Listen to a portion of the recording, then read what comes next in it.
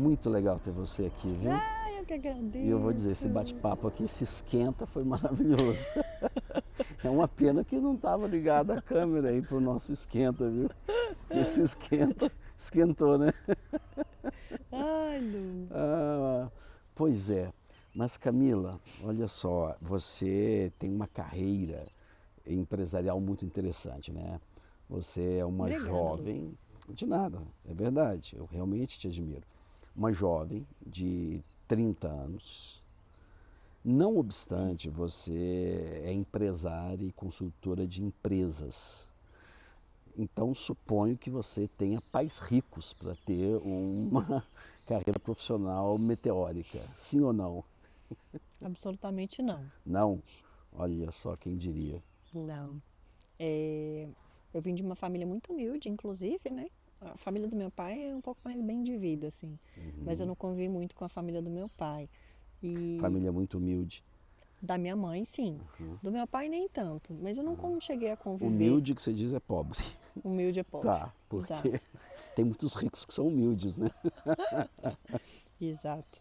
Uma família bem humilde, para não Aham. dizer Para pobre, não dizer mas é pobre, isso. claro. É, não vou falar totalmente pobre, porque eu acho que o pobre é aquele que inclusive chega a passar fome, essas coisas do Certo. tipo. Mas é uma família com baixo poder, bem baixo poder Perfeito. aquisitivo mesmo, assim. E minha mãe que me criou sozinha, né? Então, ela a duras penas trabalhou e lutou bastante para conseguir me dar uma boa educação. E eu sou muito grata a isso. Inclusive, ela sempre estudou em escola é, de interior, que não tinha tanto acesso a bons professores, a boa educação. Ela tentou me colocar numa escola particular, conseguimos. E o sonho dela era que eu conseguisse me formar na UNB, entrar na UNB, fazer uma faculdade. Inclusive, foi meio que uma pressão. Você tem que fazer UNB porque não tem dinheiro para pagar a faculdade particular. Te vira e faz uma UNB. E Estuda e passa. o que eu pedi para ela foi me ajudar a pagar o cursinho. Eu falei, me ajuda a pagar o cursinho, porque a escola que eu estudo não me prepara para o UNB, né? Mas me dá 6 meses, se em 6 meses eu não passar, aí tudo bem, aí eu me viro sozinha. E aí deu certo. Em 6 meses eu fiz o cursinho e consegui entrar na UNB. Aham. Mas de fato, assim, a minha mãe nunca passou a mão na minha cabeça, não, Lu. Ela começou a trabalhar com 13 anos de idade, né? Aham. Então, com 13, 14, ela já queria que eu começasse a trabalhar. Eu falei, calma aí, que eu sou de outro tempo, né? Sou de outra. E aí eu comecei a trabalhar com 16, assim. Mas ela sempre falou pra mim, minha filha, é, como eu fui criada somente por ela falava assim: se eu morrer amanhã, não tem herança pra você, você precisa estudar, porque conhecimento ninguém te tira. Aham. E ela sempre falou isso pra mim. Então, estuda, leva sua escola a sério, suas notas, ensino médio, faculdade. E eu realmente levei a faculdade muito a sério. Assim, eu via muita gente no Baoba, indo em happy hour, no CA, não sei o quê, indo em festa. E eu nunca fui esse tipo de pessoa, né? Então, acho que eu... Esse tipinho de pessoa. Não, esse tipo de pessoa que... É porque é isso, assim, na UNB, acho que 95% da minha turma eram pessoas que tinham pais e mães de muito bom poder aquisitivo, com uma vida bem confortável e tudo mais. E eu não tinha, né, esse conforto todo, assim, eu tinha uma pressão muito grande, inclusive, porque eu tinha que trabalhar e estudar ao mesmo tempo, né? Nem todo mundo trabalhava e estudava na UNB naquela época. Eu entrei na UNB em 2011 e eu já trabalhava com a minha mãe, já trabalhava com a minha mãe desde 2010. E aí, Então você entrou com quantos anos? Com 15? de 2011? 17 para 18. 17 para 18. Eu estou ruim de matemática. Isso. Não. Aí assim que eu passei na universidade, eu faço o aniversário justamente em agosto, né? O resultado sai em julho, junho para julho ali. Aí quando as aulas começaram, eu já tinha feito 18. Mas eu prestei para a UNB com 17. Mas foi sempre, eu vou dizer assim, se fosse por mim sozinha, Lu, eu não teria feito esse esforço todo, não. Foi muito a criação, assim, da minha mãe, de me cobrar, de me exigir, vamos ser verdadeiro, né? Que se dependesse de mim, eu acho que eu ia ficar também tranquilona lá. Mas ela sempre falou, minha filha, estuda, porque se eu morrer amanhã, o que vai ser de você? Então você tem que estudar pra você conseguir ser independente o quanto antes e seguir sua vida. E assim, ela me criou assim, né? Então, com 10 anos de idade, eu já sabia pegar ônibus, me virar, usar metrô. Eu morava em Águas Claras e eu pegava o metrô para ir para o UNB, para trabalhar. Ela ficava 2 vezes dormindo em casa, era eu que abria a empresa, 7h50 da manhã, então saía às 6h30 de Águas Claras. E assim fazia, mas eu acho que mesmo ainda assim, eu ainda tive uma vida bem confortável comparado, vamos falar a verdade, né? Então, ou seja, você se esforçou tanto que virou uma empresária opressora. Gente, quanta pergunta polêmica, meu Deus. Eu discordo, Lu, eu já tive Porque essa quem se visão. esforça muito Ah, tem sucesso. No seu caso, virou uma empresária. Como todo empresário é opressor, não, não acho que. não. Não, eu tenho uma visão diferente. Talvez seja melhor Diferente. não se esforçar para todo mundo gostar de você, não? Não, né? Lu, eu já tive essa visão do empresário, que todo empresário Quando você não explora, era, quando eu não era quando empresária. você não era. Quando eu não era. Inclusive quando eu trabalhava na Aí Philip você dizia Morris. assim, eu estou onde eu estou porque os empresários são os culpados. Então, na verdade não. Não. Mas quando você entra em multinacional, eu trabalhei, né, na Philip Morris de 2015 a 2018. Na Philip Morris. Philip Morris, Brasil. E aí lá o ecossistema ele acaba a cultura, né? Ela acaba te levando para uma cultura um pouco vitimista, assim. E na bem da verdade ninguém tá lá obrigado, né? Você tá lá porque você quer. Se você não quer trabalhar numa multinacional, que você teoricamente acha que te explora, ppp papapá, estuda, faz um concurso. Ou vai trabalhar por conta própria, vai ter sua empresa. Então, eu nunca tive essa visão, até porque minha mãe, mesmo sem estudo e sem formação, ela teve a empresa dela, né? Então, eu consegui por muito tempo entender qual era a visão que os funcionários tinham dela e qual era a visão que ela tinha dos funcionários. E, na bem da verdade, se a gente parar para pensar, é um jogo de ganha-ganha, né? Eu não acho que os empresários são opressores. Eu acho que depende muito da cultura da empresa e de como que aquela empresa enxerga os colaboradores. Tem realmente empresas que são opressoras, que eu vejo, né, que a gente consegue perceber, mas não acho que eu sou opressora, não, pelo contrário. Claro, eu sou uma pessoa exigente. É diferente você ser uma pessoa exigente do que você ser uma pessoa sem noção opressora, né? Eu acho que tem uma diferença muito Tem grande. um ponto que é o seguinte, alguns dizem que o dinheiro deixa a pessoa, pode, né, ter um potencial de deixar a pessoa arrogante, que o poder pode deixar a pessoa muito vaidosa. Eu particularmente entendo que não deixa, revela quem a pessoa já Revela o caráter. revela o caráter. É igual aquela Né? pessoa, né? Deu poder para o funcionário e você vai ver quem ele realmente é. Exato, exato. Então, Então, muitas vezes tem um funcionário ali, que é um funcionário bonzinho, normal, vira um gerente, vira um caudilho, um cara. Enfim, isso não é absolutamente incomum. Nós temos várias lendas urbanas, né? Da empregada que vira casa com o sem patrão, noção. vira dona de casa, maltrata os empregados, Isso. enfim, isso são. Para não falar babaca, pode falar essas coisas? Pode, aqui você pode falar com quem você quiser.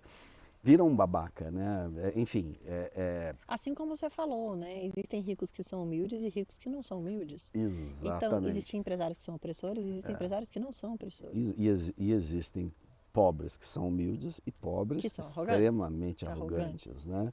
Eu vi uma cena uma vez que me assustou. A gente estava servindo uma comida para os funcionários. Um disse assim, não, mas eu não como sem carne. Eu não como sem carne. Eu olhei assim, eu até não entendi muito a questão. Mas eu falei assim, não, mas eu como sem carne, né? Enfim, mas eu achei aquela colocação muito estranha. E depois fiquei pensando, bem, talvez eu coma sem carne, porque toda vez que eu quiser carne eu também tenho, e aí como quando eu quero eu tenho, então eu não faço questão de ter, e como para ele nem sempre ele vai ter, então ele faz questão de aqui ele ter, pode ser isso, ou é uma demonstração uma tentativa de emular um poder, uma certa vaidade, etc. Né? Mas isso demonstra como o ser humano é, lá no fundo. O ser humano, ele simplesmente se revela quando ele tem dinheiro, quando ele tem poder, porque ele, na verdade, O status ali. é ele. Então, Você, quando criança, fez um laptop para você de papelão. Você tinha quantos anos? 9. 9 8 anos. para 9. Queria muito um laptop, não tinha um laptop. E sonhava em ser uma empresária. E hoje você realizou seu sonho. Você realizou esse sonho de ter um laptop com quantos anos? Notebook mesmo, pela primeira vez foi 2000 e... Nossa, Lu, agora você me pegou. Eu tinha 14 Então para foi rápido, 15. hein? Foi. Mamãe se Legal. esforçou para me dar um notebook, mas o meu notebook dos sonhos foi ano passado. Ah, é? Um Mac. Olha. Um Mac Air Um Master Blaster MacBook. Premium Foi ano passado. 5.0. É. Dá tchau, bom dia, boa noite, frita ovo, voa. Fala, hello, bom dia, good morning, Camila. Não, mas é isso que eu tô falando, assim, eu não acho que eu tive uma infância tão difícil assim, né? Porque se a gente for olhar com a maioria da população, mas com 14 para 15 anos eu tive meu primeiro notebook, era um Vaio, não era... Você escreveu, é coautora desse livro, Sou coautora. Crie o Seu Sim, Crie seus... lançado há um mês. Eu tive o prazer de estar lá, né? Em Brasília foi há um mês e em São Paulo há 3 meses. Há 3 meses. Crie o Seu Sim. Você, então, é alguém que criou o seu sim? Que na verdade eu acho que eu consegui não só criar alguns sims, mas superar alguns nãos, né? Eu acho que o propósito do livro e que a editora inclusive nos propôs, né, é que a gente conseguisse de alguma forma motivar, dar uma luz e dar uma outra perspectiva para as pessoas, né, para quem estivesse lendo, do como necessariamente o não ele não é ruim, Uhum. como ele pode te fortalecer ou fazer você aprender e fazer você não desistir, né? Eu acho que porque todo caos ele gera uma organização depois, né? E todo vale, tem um livro bem simplesinho que eu li uma vez, mas que ele me marcou muito, chamado Picos e Vales. E ele fala justamente sobre isso. O pico, ele às vezes ensina muito pouco, o vale ele ensina mais. Sim. Uhum. E aí o que... Sim, esse livro eu não sei qual que é, mas do alto da minha humildade, aquela E da sua coisa. vasta Esse experiência. cara está certo. Por quê? Porque eu concordo com ele, né? Então é vaidoso, né? Não, eu concordo com ele, então ele está certo. E você gostou do capítulo? Eu quero voltar nesse ponto aí do eu concordo com ele, porque isso que esse livro aí diz é um fato, não apenas porque eu concorde, mas porque várias literaturas caminham para essa direção. Tá? E se nós olharmos o maior best-seller já escrito e lido até hoje, que é um livro que são as escrituras sagradas, né, que são vários livros, chamado de biblioteca, ou chamado de Bíblia, que é uma biblioteca de 66 livros, é comum em todos os 66 livros este conceito. É muito comum. Se a gente for escrutinar esse texto ancestral e perceber a mensagem, um dos querigmas que a gente encontra é esse. Os grandes aprendizados, eles acontecem nos momentos de maior dificuldade, dor, angústia, desesperança, né, na vida. Isso é muito poderoso, né?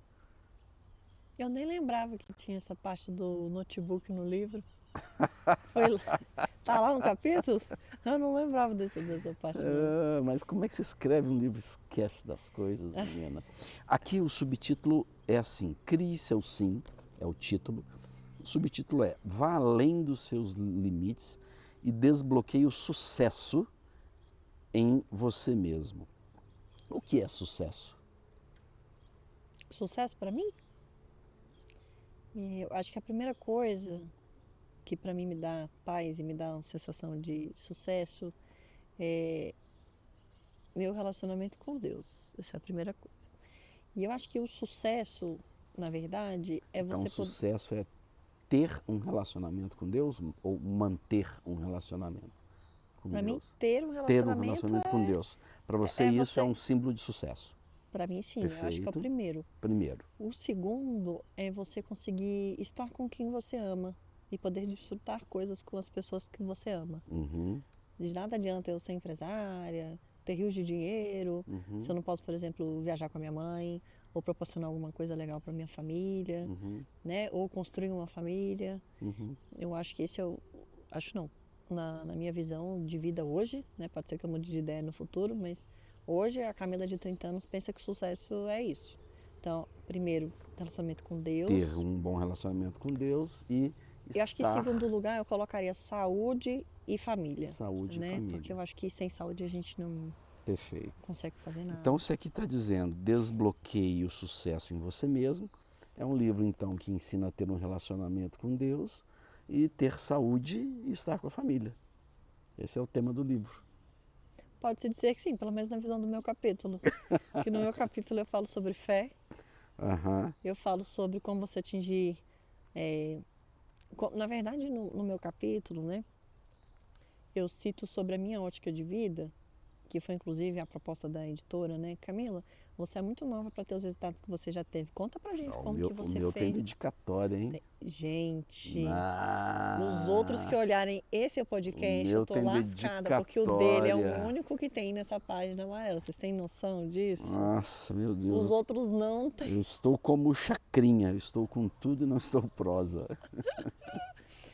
E basicamente o que eu abordo no meu capítulo, no que você deve ter visto, eu contei um pouco sobre como que eu utilizei das ferramentas, inclusive de administração mesmo, para desenvolver meu planejamento estratégico pessoal, né? Na parte mais técnica do Administrei foi isso, mas eu tentei transformar numa leitura leve e mais pragmática de quais foram as ferramentas que eu usei lá desde 2011. O que me deixa muito feliz mesmo, Lu, porque assim, eu só aceitei escrever e inclusive falei isso com a editora, eu falei assim, vocês vão mudar alguma coisa? Eles mudaram muito poucas coisas, uma conotação ou outra, um acabamento ali mais de ortografia e gramática, alguma palavra ou outra, para não ficar algumas palavras que eu usei às vezes repetidas, e eles praticamente não mudaram quase nada. Isso me deixou muito feliz. E eu fiquei muito emocionada, porque quando eu fui voltar lá na minha planilha de 2011 de planejamento estratégico pessoal... Ou seja, você mantém uma planilha pessoal. Tenho, desde 2011. Tá? Então nós dois temos isso em comum. Então isso é um hábito. Isso é um hábito das famílias que prosperam, é um Amém. hábito das pessoas que prosperam. Amém, Senhor, recebo. É um hábito de famílias prósperas, manter um planejamento escrito, uma planilha, um planejamento anual, bienal, quinquenal, aonde que eu quero estar, o que que eu quero fazer, não que tudo vá acontecer. Talvez no seu planejamento nem tudo tenha acontecido, né? Ah, não, mas eu acho lindo o fato de você exato. fazer a planilha. Então você tem lá a planilha. Tem. E o que me deixou mais emocionada é porque eu, inclusive, estava comentando isso esses dias.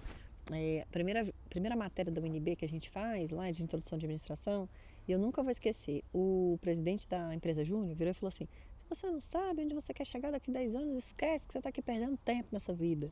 Então você tem que fazer. E aí eu fiquei assim, gente, meu Deus, eu não sei onde eu quero estar em 2021. Como é que eu vou fazer? O cara também foi bem radical, né? Foi.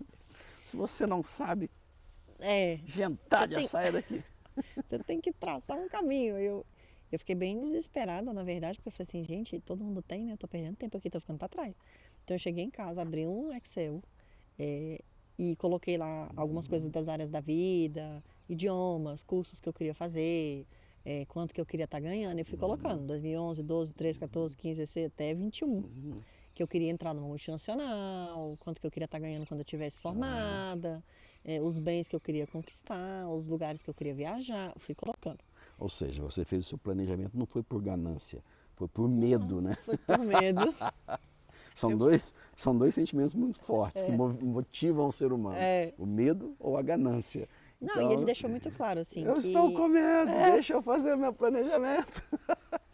E ele deixou muito claro, se você não... Aquela famosa frase, né, que faz muito sentido. Se você não sabe para onde quer ir, qualquer caminho serve. Faz muito sentido. Então ele falou assim, você tem que ter intencionalidade nas coisas. Isso, é fato. E eu falei, realmente, eu preciso ter intencionalidade nas coisas, Sim. porque eu vou saber qual matéria eu vou aproveitar mais, eu tenho que me aprofundar mais ou não, dependendo do cargo que eu quero ter, ou da área que eu quero ter. Então, eu sempre gostei muito de estratégia, né? E aí, as matérias que mais me encantavam eram essas, assim, porque tinha números científicos. Eu sou muito do nerd, né? Nesse ponto, assim, porque eu gosto muito, eu levo muito a risco essas pesquisas. E se dá certo para a empresa, por que não vai dar certo para a gente? Eu falei, bom, se dá certo para as empresas, vai dar certo para mim também. E aí sempre fiz. Então, primeira vez que eu fiz minha SWOT pessoal, força, fraqueza, oportunidade empresarial, E aí mantive isso até hoje, assim. Eu vejo que. E eu fiquei muito feliz, eu me emocionei quando eu fui olhar a planilha e vi que 98% das coisas eu tinha É atingido emocionante, dentro do muito legal. prazo. Parabéns. Eu fiquei feliz. A Claro que motivação foi um certo desespero. foi um medo. Agora você vê que legal pegar e olhar o resultado, né? Que E quando a bacana gente. perceber que, como você disse, se eu não sei para onde eu vou, qualquer caminho serve. Se não existe um planejamento, enfim, a chance de eu chegar a algum lugar é zero, porque eu não sei para que lado eu vou seguir. Mas, ao contrário, quando se tem, segue-se, e aí você viu 98% Do do que eu seu tinha traçado lá em planejamento. 2011. 98%.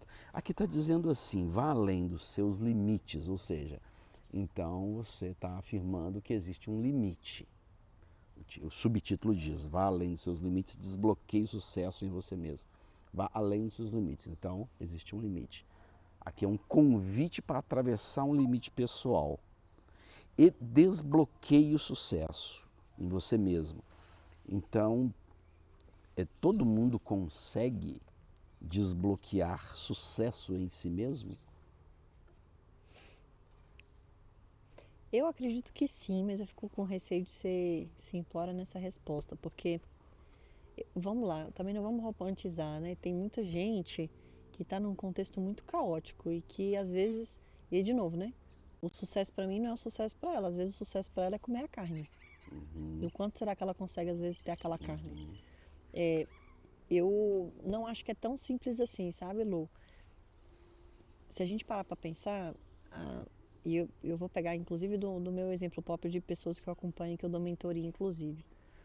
O sucesso às vezes ele é muito óbvio quando a gente acredita que a gente pode ter. Então ele vai muito da crença de capacidade.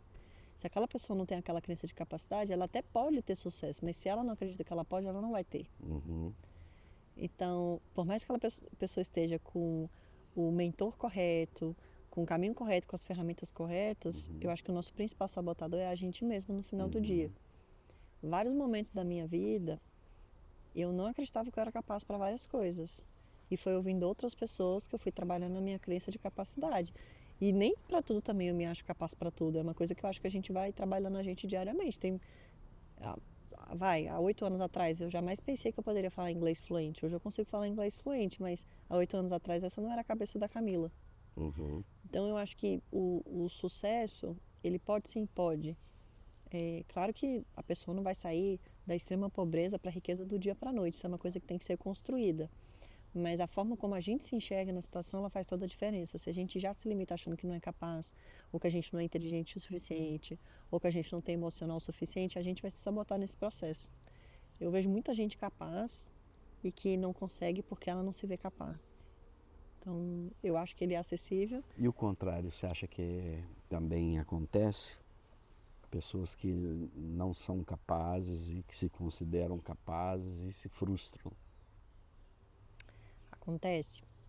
Acontece. Vou falar do dia a dia que eu convivo, assim, né? Tem muito empresário que fala, não, eu vou dar conta, eu vou. E ele não se preparou o suficiente, ou ele não estudou o suficiente, ou ele não deveria arriscar tanto e arriscou muito, acima além da capacidade dele, e se frustrou e deu errado. Inclusive eu tenho clientes na Aliança que esses dias a gente estava conversando sobre isso. Putz, eu não deveria ter aberto o negócio, coloquei R$1 milhão, estou para quebrar, e fui muito arrogante e prepotente de achar que eu daria conta. Então, sim, eu acho que acontece isso também, da gente se autovalorizar também em alguns pontos e sair metendo louco achando que a gente é capaz, e às vezes a gente não é. Então, por isso que é bom a gente sempre ter um amigo, um conselheiro, um pastor, para dar opiniões na hora de tomar algumas decisões, né? Eu quase, inclusive eu falei isso no meu capítulo Hoje você é também, mentora, né? Você mentora quantos profissionais? de pessoas que eu sou mentora. Eu tenho 2, normalmente eu tenho 2 mentorandos por semestre. Mentees. E Só você que já foi eu mentorada? já, Já?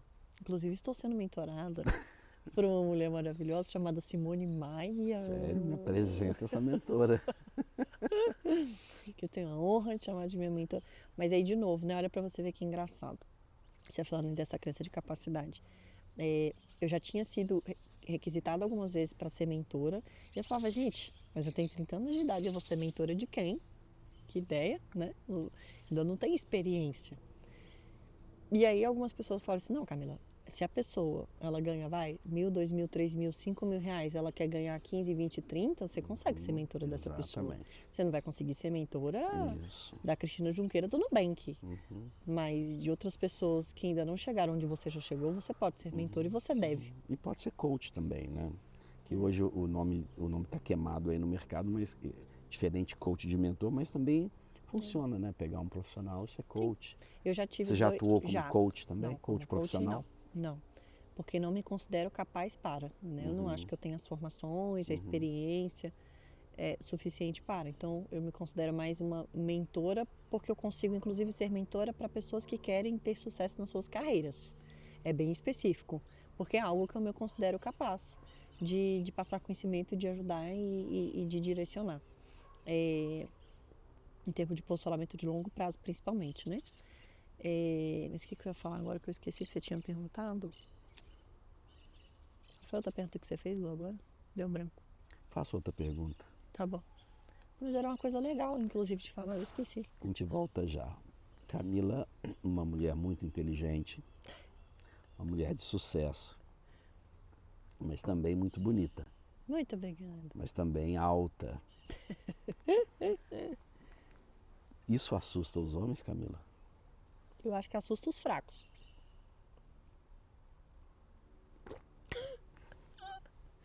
E os baixos? É, Só os fracos e os baixos. gente, não é fácil ser entrevistado pelo Lu. Eu acho que, assim, intimida os homens que eu acho que são fracos, assim, ou que enxergam de alguma forma, né? Eu vejo que os homens fortes, bem resolvidos consigo mesmo, não se intimidam. Né? E eles existem? Existem. Inclusive, estou à procura de. Já conheci alguns vários, mas são raros. Eu não estou falando só porque eu sou alta, não, porque eu acho que até para a estatura média baixa também está um pouco mais raro da gente encontrar pessoas que estão bem resolvidas de uma forma geral. Não acho nem, inclusive, que isso é uma questão só do sexo masculino, não.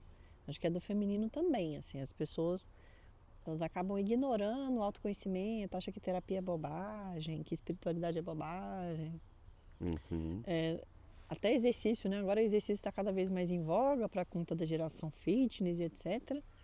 Mas eu acho que as pessoas acabam negligenciando muitas coisas, assim, que são importantes para a nossa evolução, né? Como seres aqui na Terra.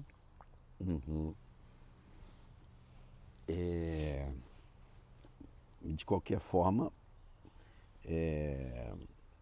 a gente passa por um momento complexo na sociedade e o filtro fica difícil mesmo, né? Para tudo. Bons profissionais, bons relacionamentos, relacionamentos pessoais. Nós temos que aplicar filtros, na verdade. É verdade. Eu penso assim, Lu, e aí de novo, né? No meu caso, é um pouco mais complicado. Eu acho um pouco complicado, não, desafiador, né? Porque eu tenho um filtro ali do espiritual, né? Que precisa ser cristão, precisa amar o próximo, ter muito amor ao próximo, não ser tão intolerante. E eu sinto que as pessoas estão cada vez mais intolerantes, né? Mais não pensando na jornada, pensando no resultado, e aí esquece de viver, e esquecem de si, se desconectam de si mesmas por conta da luxúria ou por conta de bens materiais e outras questões, e aí acaba parando de fazer um pouco de sentido, assim, né? Então, aí o meu primeiro crivo é sempre Deus, assim, né? Se não tá em Deus no primeiro lugar, tá tudo errado já. Camila, um medo. Igual lá de frente com o Gabi, um medo. Um medo, Lu. Eu não tenho medo de morrer. Um medo é me desconectar de Deus. Esse é um medo. Um sonho. Um sonho. Construir uma família. Nobre. Onde você quer estar daqui 10 anos? Daqui 10 anos eu estar com 40. Quero ter uma família já construída. Não sei se ainda já com filhos, mas eu acho que talvez um já encaminhado, né, nascido. Já quero estar com a minha ONG funcionando, minhas empresas consolidadas e bem, viajando ao mundo, aproveitando o maridão, vendo a minha mãe bem, com saúde, meu pai também. Qual que é o seu arroba no Instagram? Camila.utsch. Camila.utsch. Então tá aí, Camila.utsc. H. Tem 10 anos. Corram, corram, mande um direct. É uma fortíssima candidata. Ai, Lu. Mas eu acredito que aquilo que tem que ser nosso chega. Uhum. Então, você olhou a sua planilha e seu planejamento e se emocionou quando viu que 98% se cumpriu, né? Você conseguiu atingir as metas. Essa é uma meta muito ousada, porque não depende só de nós, né? Casamento depende de dois, família depende de dois. Mas ainda assim pode ter certeza, daqui 10 anos eu te verei do jeitinho que você sonha. Amém. Recebo amém. Com certeza. Amém. Conversamos com Camila Utsch, que é empresária e que nos brindou aqui com esses momentos agradáveis. Obrigado, Camila. Eu que agradeço, Lu. Suas palavras finais. Minhas palavras finais? Gente, o Lu adora pegar a gente de surpresa, né? Primeiro te agradecer, Lu, mesmo. É uma honra estar aqui. Não é fácil ser entrevistado por uma pessoa inteligente como você. E Bondade sua. Bom, se de alguma forma, né, o que a gente conversou aqui te impactou, que você possa compartilhar com outras pessoas e não se sabotar no seu processo de crescimento e evolução. E, independente da sua crença, né, colocar sempre aí a sua conexão com você mesmo e com esse universo maior em primeiro lugar. Sensacional.